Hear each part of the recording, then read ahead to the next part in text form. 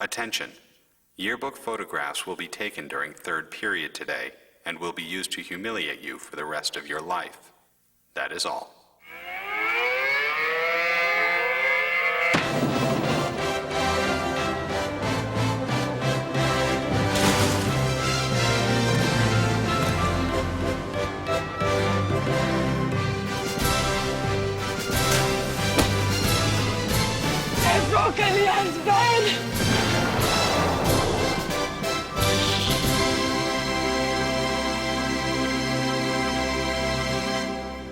Hi, I'm Michael Moore, and welcome again to The Awful Truth. Now, I want to begin tonight's show by telling you a little story from American history. Back in the 1860s, we had a civil war in this country. The South decided to break away because they believed in slavery. They hated the federal government. They loved state government. Nutty Christian conservatives were running things, and, well, after 4 or 5 years, they lost the war. Or I guess I should say they lost the battle. Because I believe now, 135 years later in the United States of America, the South, the Confederacy, has finally won. I mean, look at what we're living in, folks. I mean, the black Americans still live on the lowest rungs of the economic ladder. We've got Christian conservatives still controlling Congress. I mean, if you want to run for president in this country, you got to be from the South. I mean, look at it. The last 3 elections, every candidate is from the South. Bush this year from Texas, Gore from Tennessee, Clinton's from Arkansas, Daddy Bush from Texas, and Dole from Confederate Kansas. I mean, let's face it, they won, right? And they're having this big brouhaha down in South Carolina about the Confederate flag. They want it taken down over the state capitol. I want it to stay up. I want to know where all the bigots and the rednecks and the racists and the nutcases are. I say fly that flag proudly. And what better place to fly the Confederate flag than a city that is the home of conservative talk show host Rush Limbaugh, William F. Buckley, a Republican mayor, a Republican governor, a death penalty, dozens of blacks shot and killed by the New York police. Yes, sirree, folks. Tonight we're flying the Confederate flag right here in Times Square, New York City. Fly, you beautiful bastard! Fly! Ho-ho! Who are some really badass criminals? Manson. Manson? Manson. The Unabomber. Boston Strangler. Boston Strangler? I think Bundy would be up there. Absolutely. Ted Bundy? Jeffrey Dahmer? Oh, that guy's a lightweight, all right? They're all lightweights. You think? Yeah, you want to see the real thing? Absolutely. I'll show you some real criminals. Watch this. There is a crime problem in America. But thanks to tougher laws, tougher judges, and the mass roundups of undesirables, the streets of America are safer. Murder, down. Robbery, down. Crimes against property, down. Yet, America still cannot sleep soundly at night. For there lurks among us a terrifying group of hoodlums who prey upon the innocent and the unsuspecting. Their crimes cost the taxpayer over $3 trillion a year, and each year they steal more than all burglaries combined. They kill more people than all the murderers in America. Who are these thugs, these punks, these lowlifes? They are the corporate criminals. Their weapon is not a gun, but a pen. They run loose, not on the streets, but in the suites. And even though those charged with catching them can talk the talk, one of the worst forms of criminal conduct I know, they cannot walk the walk. And thus the corporate crook roams free throughout the land, polluting the air, defrauding the senior citizen, embezzling, price-fixing, dangerous products, death on the job. Yet, the evening news ignores their activities. The Congress passes no laws to stop them. The cops make no arrests. That's why tonight, The Awful Truth, as a service to the American people, is premiering a new series dedicated to rounding up the corporate crook and his unindicted co-conspirators and putting them all away. It's called Corporate Cops. you want, what you want, what you gonna do? When you see me turn around, come for you. Bad boys, oh, what you gonna do? What you gonna do when they come for you? Nobody not give you no break. Police not give you no break. But I soldier man not give you no break. Not even your idol not give you no breaks. Well, hey, bad boys, oh, what you gonna do? Oh, what you gonna do when they come for you? Bad boys. Tonight, Michael Moore attempts to corral a criminal corporation and apprehend 3 convicted corporate criminals currently on the loose. The corporation, C.R. Bard, a medical device manufacturer based in Murray Hill, New Jersey. In 1993, C.R. Bard pled guilty to 391 counts of fraud, conspiracy, and knowingly testing illegal heart catheters on human subjects. These catheters were related to the deaths of at least 2 people and emergency surgeries on 17 more because the tips of the catheters broke off inside people's bodies. Bard was fined $61 million for their crimes, and in separate trials in 1996, 3 former executives from Bard's Massachusetts division, David Prigmore, John Sivanar, and Lee Leichter, were sentenced to jail terms for their roles in the conspiracy. That was 4 years ago, and these 3 men have not served 1 day in jail. They are all out on appeal. So I headed off to Union County, New Jersey, to hunt for the 3 executives near Bard's corporate headquarters. First, I checked in with the county prosecutor to see if he was working the corporate case. Yeah, you familiar with Bard? No. They're responsible for the injury or death of at least 17 people. With the heart catheters? The catheters went wrong? Yeah, Bard. Wait. They're here in this county, or yeah. they're responsible for deaths in this county? No, they're based here. Do you prosecute corporate criminals here in Union County? Absolutely. Yeah. Do you have any in the jail right now? We do not. But between, like, say, street crimes and corporate crimes, what do you think you prosecute more of? Street crimes. By what? 50-50? 60-40? 95-5. 95-5. 97-3. I think you're just afraid to deal with these guys. Well, you can think You whatever know, you wish, but that's They're not the hanging out case. in Union County. You have a good day. They're right here. All right. Clearly, corporate crime was not a priority for Union County's prosecutor. And not even the cop on the beat seemed concerned with the corporate menace around them. Because there are a number of corporate executives who live here. You don't tell me, man. They pay my salary. Do you have a corporate crime division here at all? No. You know, we that's... don't deal with something like that in a small police department. Enough was enough. If the answers were anywhere, they were at Bard's U.S. headquarters. So I headed in to round up the felons at large. Bard has pled guilty to 391 counts of criminal fraud, conspiracy, conducting illegal experiments with illegal heart catheters on human beings. I'm not prepared to comment at all about There were those 3 issues. executives that were found guilty and were sentenced to prison. This was like 4 years ago, and they haven't gone to prison yet. Those issues are on appeal. Those are individual issues. They did not relate to the company. These were top executives in the company, right? I mean, these were... These were divisional executives, group vice president in Massachusetts for our businesses there. And he was found criminally guilty by a judge and a jury, right? It's kind of interesting. You're really talking about something that has nothing to do with the current status of the corporation. Oh, we've changed. A familiar tune sung by many an unrepentant crook. But what is the current status of the C.R. Bard Company? The facts are chilling. Only last year, C.R. Bard had to recall over 3,000 of its catheters for exactly the same reason as they did 10 years ago. The tips were still breaking off. Last year, you had to do another recall of the heart catheters. Is that right? I really can't comment on What it. if the community is safe with criminals in the neighborhood, this being a criminal corporation? You know what I'm saying? And I actually have this ankle bracelet. Leave our facility. Thank you I very have much. a parole officer here, Joel Karpoff here. He's our parole officer who would be willing to take the 3 executives to prison. Prison isn't really that bad. If they are here, it doesn't look like they're coming out. I guess they will stay on their appeal. Yeah, it's like 4 years of appeal. I mean, you dealt with various people who've been convicted of crimes, right? Yes, 4 years is a long time. Usually it's large corporations that do get away with things like this, and that's what we have to make sure. Sir, how are you? Michael Moore. Nice to meet you. Huh? Turn what You have no permission.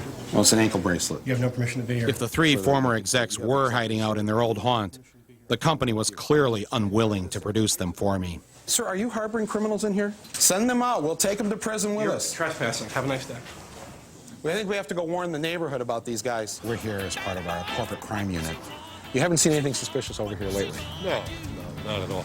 If you could help us just keep an eye on things here in the neighborhood. All right. You do that for us, Jim? Sure. Thank you, sir. Okay, Michael. Thank Good you. luck.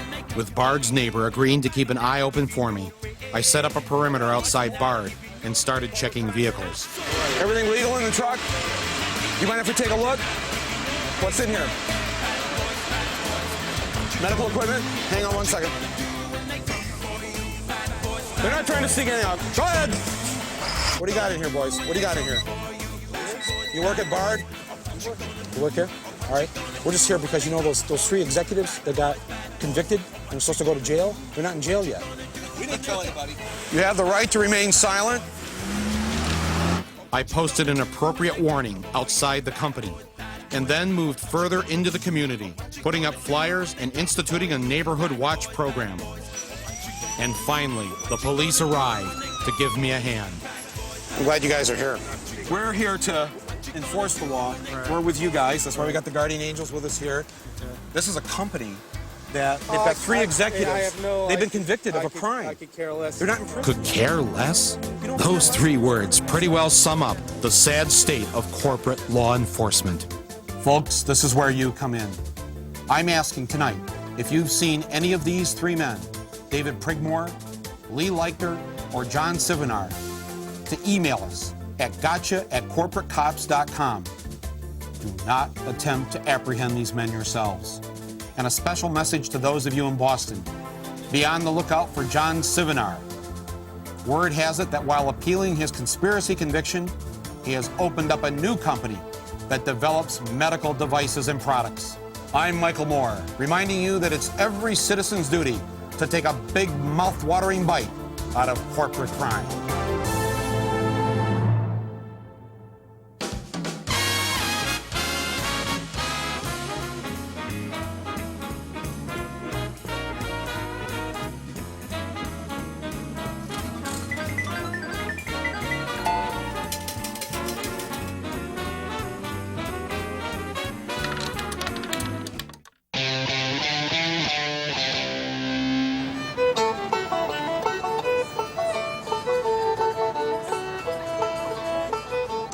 Mint Julep. Welcome back to The Awful Truth and Confederate Victory Night here, where we're celebrating the fact that the South and the Southern values have finally won here in the United States. It took them 135 years, but they did it. You know, one of the things that supposedly was abolished back then in the Civil War was slavery. You know, the kind of slavery where somebody owns somebody else, but we don't have that anymore. But we do have people working at slave wages, and funny, most of those people are black.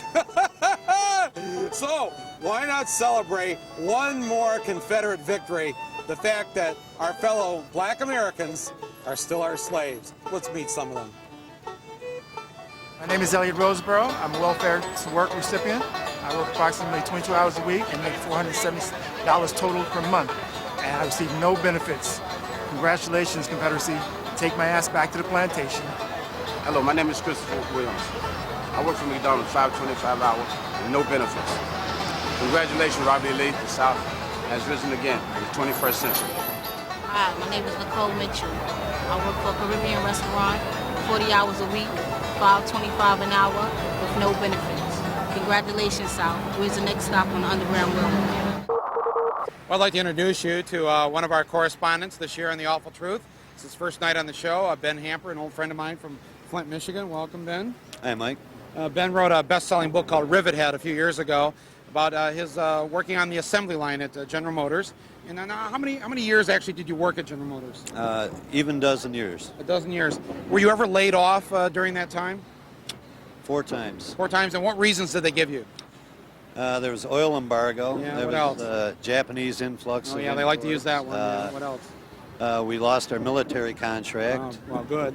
What else? And then there was the last time when we won a big contract. The The union did, yeah. and they did just it sort right of there. took it out on us. Yeah, yeah. Said Yeah. bye-bye. Yeah. All lame excuses as far as I'm concerned for getting rid of people. But I got to tell you, Ben and I heard about this company up in Canada that had even a lamer excuse for laying off its workers. All right? You're not going to believe this, but Ben went up there to check out the situation. And it was lame. Woo-hoo! Watch this. Imagine going to work every day to the greatest job in the world, making beer. The years roll by, smoothly and swiftly. That's the way life is for the people who inhabit Little Barrie, Ontario. This humble town of hard-working, decent folk is dedicated to just one thing, making the best damn beer in the world. They work, as they have for the past quarter century, for Molson Breweries, makers of Molson Ale and Molson Ice. But a few months ago, tragedy struck Barrie, Ontario. Molson decided that it would be more profitable to close their Barrie facility and move that beer production to Toronto. None of the Toronto jobs would be offered to the Barrie workers. I believe that Molson has a responsibility not only to the people that work here, but also to Barrie as a community. I put in 20 years here. I feel I'm a hard worker, and I want to work for Molson Breweries. We want our jobs, whether they're in Toronto or here. Molson felt that the cultural differences between people who live in Barrie and people who live in Toronto would be too great and would make the working conditions in Toronto too disruptive. So what could be the difference in cultures between Barrie, Canada and Toronto, Canada? As I located Barrie and Toronto on the map, I could see that the management for Molson had a point. Barrie and Toronto were over 45 miles apart. As someone who is an expert both on being downsized and being full of beer, I felt there had to be a way to bridge this cultural divide. First, I needed to know more about these two exotic and varied cultures. And there's no better place to start than with the cuisine. What kind of food do people here in Barrie eat? We do a lot of fast food, Kentucky Fried Chicken. Pizza, hamburgers. A lot of pizza, fast food. The regular food people eat anywhere, you know. Next, I compared the differences in climate and topography. Both seem to have a lot of ice, and both seem to really enjoy it. Finally, I observed their personal grooming habits. Most of the guys in Toronto wearing their hair similar to that now? Yep. Sure, on the surface, there were similarities between the two cities. But as Molson had indicated, there were also glaring differences. Elvis Stoico practices at a rink near here. Yeah, Elvis Stoico, figure skater. Stoico, yeah, that's right. We heard he practiced here. He practiced here, yeah, that's right. That's right. There was no Elvis Stoico in Toronto. After downing a few more coldies, the solution came to me. If I could prove to Molson that there was, in fact, no difference between their Barrie workers and their Toronto workers, then maybe I could get everyone in Barrie their job back. I decided to start with just one worker from Barrie and help him make the huge cultural leap to Toronto. Meet Ken, a laid-off Barrie worker. How long you been over there at the beer plant? At the brewery, I've got 22 years. It wasn't too long ago you guys could drink in there. When I first started in the brewery, it was nothing to, come in the morning and people would go to the beer fridge, have a beer. Did you find Molson's a good place to work for overall? Pretty good place to work for the 22 years. As we sat down to a traditional Canadian breakfast, I began to put Ken through my ambitious Toronto orientation program. Beer, beer. Hockey, hockey. Beer, beer. So far, so good. Confident that I had removed all signs of Ken's Barrie origins, I loaded him into the car and headed for the biggest test of all. I think if you just keep your eyes on me, I can help you adjust. Could a Molson worker from Barrie successfully hang out with a Molson worker from Toronto? There was no telling what would happen. Meet Chris, a beer worker from Toronto. Hi, Chris. This is Ken. This wasn't going so well. But then, I realized that these two men spoke a common language. Together, Ken, Chris, and I had crossed the great cultural divide. We had breached the Berlin Wall of breweries. We had drunk a whole lot of beer. So I say to Molson, rehire these workers from Barrie. With professional supervision, they too can make the cultural adjustment, just like Ken did. And remember, you can take the man out of the beer factory, but you can't take the beer factory out of the man. And until Molson rehires the workers of Barrie, shame on you, Molson, and shame on you, Toronto. But as for you, brave workers of Barrie, ask not for whom Elvis Stoico skates. He skates for you, Barrie. Elvis Stoico skates for you.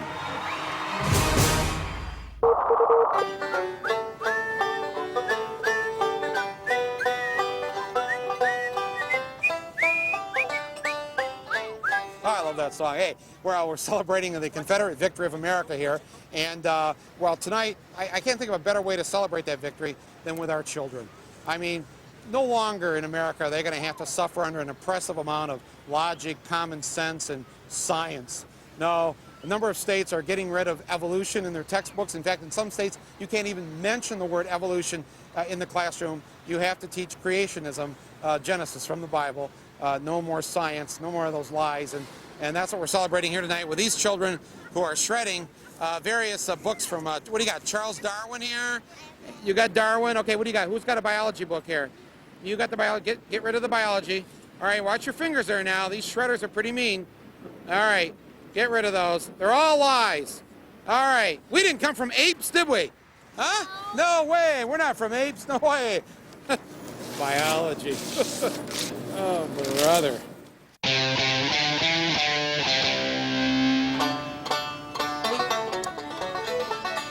Well, that's our show for tonight. I hope you enjoyed it. The Confederate victory. Finally, after 135 years, the Southern values, the Confederate conservative values dominate our entire country. Listen, if you want to learn more about the issues discussed tonight, check us out on the World Wide Web. We'll be back again next week, the same time, right here with The Awful Truth. Good night, everybody.